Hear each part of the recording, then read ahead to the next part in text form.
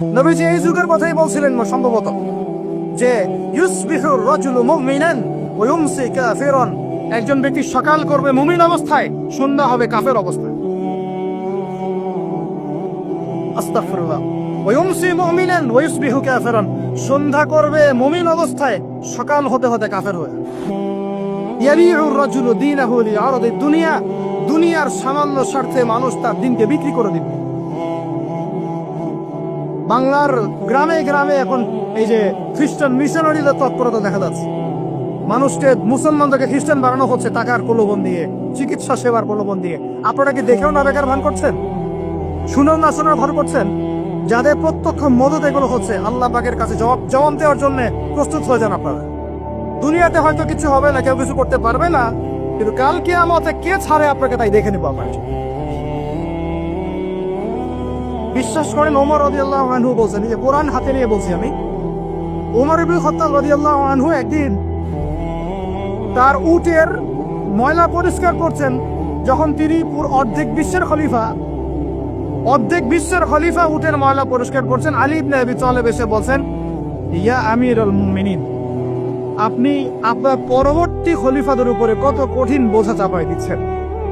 এত কিছু করার পরে নিজে উটের বোঝাও, উটের ময়লা পরিষ্কার করছেন, আমাদের জন্য এত কঠিন করে দিলেন খেলাফতের দায়িত্ব।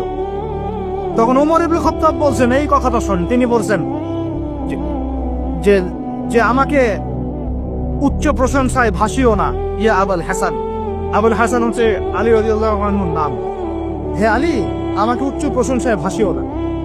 আমি ভয় করি ইরাক তো তখন মুসলমানদের আওতায় আছে, ইরাকের ফোরাত নদীর কিনারায় যদি কোনো ছাগলের বাচ্চাও না খেয়ে মারা যায়, আমি ওমর ভয় করি কাল কিয়ামতের মাঠে আল্লাহ আমাকে এর জন্য জবাবদিহি করাবেন।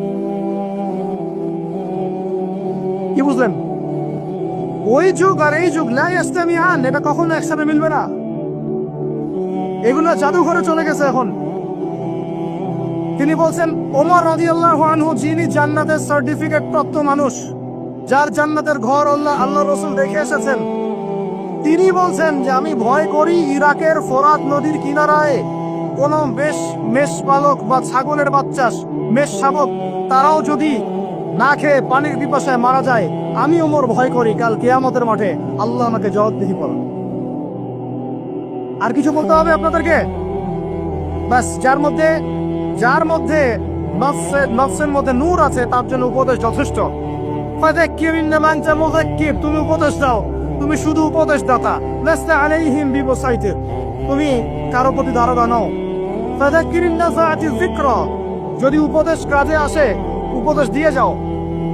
সায়াযাক্কারু মান ইয়াখশা, যে আল্লাহকে ভয় করে সে ইনশাআল্লাহ অতি শীঘ্রই লাইনে চলে আসবে, আল্লাহকে ভয় করবে। বাস, আমাদের কাজ এতটুকুই, এর বেশি আমাদের কোনো দায়িত্ব নাই।